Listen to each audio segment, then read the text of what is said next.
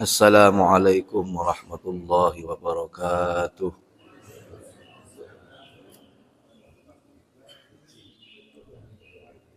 Alhamdulillah alladzi an'ama alaina wa hadana ala dinil Islam. Wassalatu wassalamu ala habibina wa syafi'ina wa qurrati a'yunina sayyidina wa maulana Muhammad wa ala alihi wa sahbihi ajma'in. Amma ba'du, yang saya hormati para alim, para ulama, para sepuh, ini sepuh, para tokoh agama, tokoh masyarakat, sedanten jamaah Masjid Al-Ghazali yang dirahmati oleh Allah Subhanahu wa taala. Puji syukur kehadirat Allah Subhanahu wa taala. Pada pagi hari ini kita semua diberi kesehatan oleh Allah, diberi kesempatan oleh Allah, diberi nikmat oleh Allah, sehingga kita bisa bersama-sama melaksanakan sholat subuh berjamaah, dilanjutkan dengan ngaji bersama-sama. Semoga apa yang telah kita lakukan ini senantiasa mendapat ridho Allah Subhanahu wa taala. Salawat serta salam semoga tercurahkan kepada junjungan kita Nabi besar Muhammad sallallahu alaihi wasallam. Hadirin hadirat yang dirahmati oleh Allah Subhanahu wa taala. Ini masih Syawal napa pun keluar dari Syawal nih. Kita kan belum Syawalan ya. Ya, walaupun sudah keluar dari Syawal, saya secara pribadi mungkin selama ngaos teng mriki Mbak menawa wonten salah lupute, kita memohon maaf ya yang sebesar-besarnya. Ini masih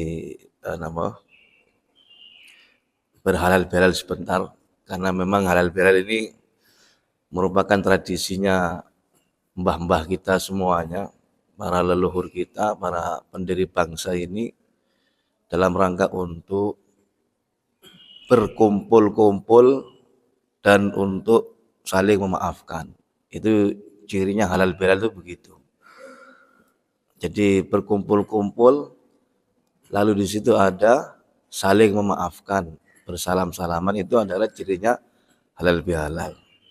Karena ini di dalam tradisi orang Arab itu tidak ada halal bihalal, walaupun itu tulisannya bahasa Arab. Halal itu kan bahasa Arab, ya. Bihalal juga bahasa Arab. Tapi jenengan padosi niku teng kamus Arab itu nggak ketemu nih. Jadi kalau halal saja itu ada dalam kamus Al-Munjid, napa Lisanul Arab, napa kamus Al-Asri, ya, halal saja itu ada. Tapi kalau satu idiom kata itu halal bihalal nggak ketemu. Nih. Tapi nek jenengan buka niku di dalam KBBI, Kamus Besar Bahasa Indonesia, akan muncul itu halal bihalal .2 adalah, ini ketemu.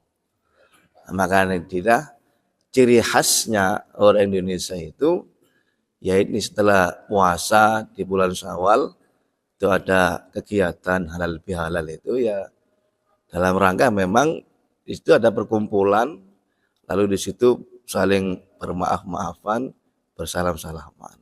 Nah ini dulu memang konteksnya itu Wahab Asfullah itu kan melihat mungkin para elit bangsa saat itu sedang bersih tegang, bagaimana cara merukunkan, bagaimana cara untuk mengislahkan kembali itu, beliaunya membuat suatu forum yaitu halal bihalal tadi itu, yang tujuannya di samping untuk merukunkan kembali, ya saling bermaaf-maafan, karena saat itu memang bersih tegang di antara para elit bangsa kita ini. Nah sampai sekarang diteruskan di dilestarikan oleh generasi berikutnya. Ini merupakan tradisi yang sangat baik sekali. Bahkan di setiap RT ada, RW, di musola dan lain sebagainya. Soalnya kan kadang-kadang kita itu mungkin kalau minta maaf secara personal kadang-kadang agak apa gitu, misalnya ada habis crash atau apa, bisa begitu. Tapi kalau di dalam forum yang rame ya, itu kan minimal kalau kita salaman, alhamdulillah itu kan sudah, walaupun belum menyampaikan apa kesalahannya itu alhamdulillah sudah termasuk sudah islah gitu kan. Minimal sudah salam itu sudah islah. Sebab kalau di dalam hadis disebutkan 3 hari itu kalau tidak islah, misalkan habis orang memiliki kesalahan atau crash, nah tidak islah, tidak berdamai di atas 3 hari atau tidak mengucapkan salam atau nyapa di atas 3 hari itu ya sulit dua-duanya ini untuk bertemu di dalam surganya Allah Subhanahu wa taala. Itu kebijaksanaannya para pendahulu kita itu semacam itu. Para hadirin yang dirahmati oleh Allah Subhanahu wa taala, itu sedikit terkait dengan halal bihalal. Nah, kalau kita masuk kepada kajian kita di dalam kitab Daqiqul Akhbar ini, insya Allah kita di bab yang ke-14 kalau tidak salah nih, yaitu terkait dengan al-babur rabi'a asyar fi dzikri sabri alal musibah. Ya, jadi bab yang ke-14 ini menjelaskan terkait dengan sabar terhadap musibah. Niki.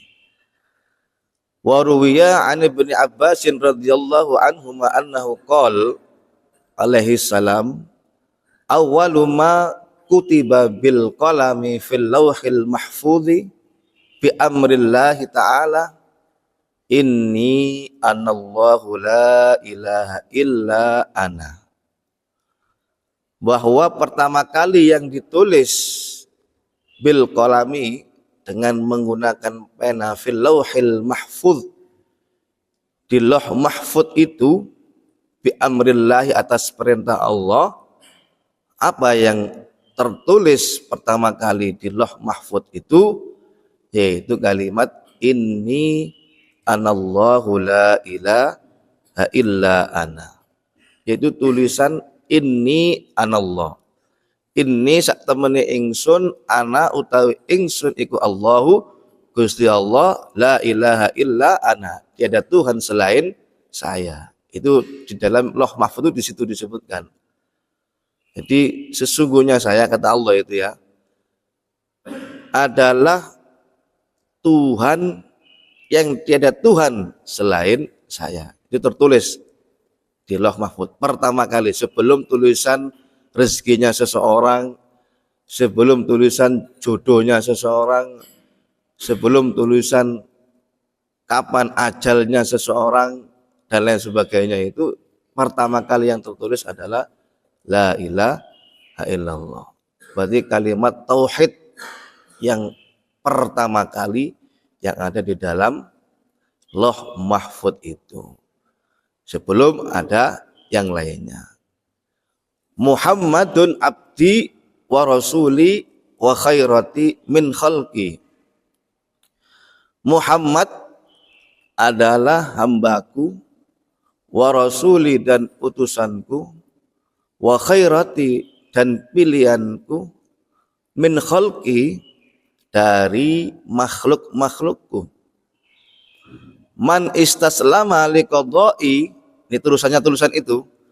Man istaslama liqadai, barang siapa yang pasrah terhadap qadokku, ketentuanku, kata Allah niki. Wa sabara ala balai, dan sabar terhadap balakku atau petakaku.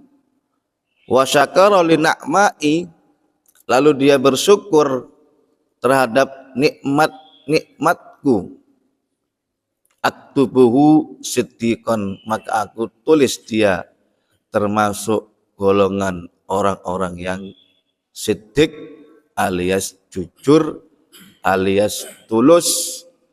Wa ba'atsuhu, dan aku bangkitkan nanti dia ma'as siddiqin, bersama orang-orang yang jujur, bersama orang-orang yang tulus, yaumal qiyamati, pada hari kiamat. Wa udkhiluhu, dan aku masukkan dia al jannata, ke surga. Nah, ini pernyataan yang pertama, yaitu terkait orang yang mau istislam. Istislam itu adalah orang yang mau pasrah, terima terhadap ketentuan Allah Subhanahu wa ta'ala. Jadi itu kan ada qadha, ya, ada qadar. Kalau qadha itu kan ketentuan yang sudah ditulis oleh Allah Subhanahu wa ta'ala, sedangkan qadar itu kejadian yang terjadi, ya.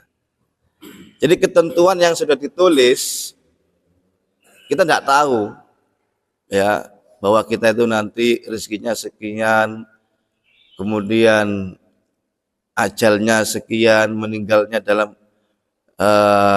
posisi demikian, di mana dan sebagainya, kan kita tidak tahu itu. Terus kemudian jodohnya itu adalah sekian, 1, 2, 3, 4, kita juga nggak tahu, misalkan seperti itu. Nah, itu namanya qadha. Ketika sudah terjadi, tiba-tiba jebret apa gitu misalkan mengenai kita, itu adalah qadar. Nah, qadha itu bisa dirubah, direvisi oleh Allah Subhanahu wa ta'ala. Itu sesuai dengan permintaan hambanya. Ya, di antaranya yang membuat qadha itu bisa berubah itu adalah satu, dengan bersilaturahim. Nah, ini salah satu yang membuat qadha itu bisa berubah. Makanya kan di situ Kanjeng Nabi dawuh ini kan, man arada an yuwassa'alahu fi rizqihi wa yumaddalahu fi umrihi falyasil rahimah. Iya kan? Jadi barang siapa yang ingin diperluas rezekinya, diperpanjang usianya, falyasil rahimah, maka sambunglah rahim, yaitu hubungan kekerabatan sanak saudara.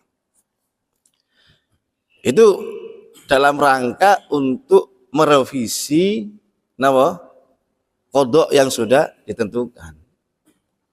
Ada juga di setiap kita di bulan puasa itu kan ada malam yang mana itu lebih baik daripada 1000 bulan, atau malam Lailatul Qadar. Nah, di dalam tafsiran yang lainnya itu malam Lailatul Qadar itu termasuk malam untuk merevisi qadha tadi itu selama setahun ke depan. Itu sesuai dengan proposal yang kita ajukan. Makanya Lailatul Qadar itu malam kepastian. Artinya itu Lailah itu adalah malam, Qadar itu kepastian. Nah, di saat malam itu ketika kita meminta kepada Allah 1, 2, 3, ya, mengajukan proposal atau apa dan sebagainya kepada Allah Subhanahu wa ta'ala, itu kemungkinan di saat malam Lailatul Qadar turun, maka insya Allah akan diberikan oleh Allah Subhanahu wa ta'ala sesuai dengan yang kita minta.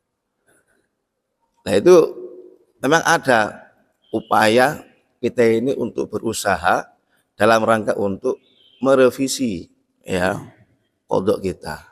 Tapi kalau sudah takdir yang terjadi itu yang nggak bisa. Sudah terjadi, ya, misalkan habis ketipu orang, misalkan gitu ya, takdirnya. Nah, ketipu.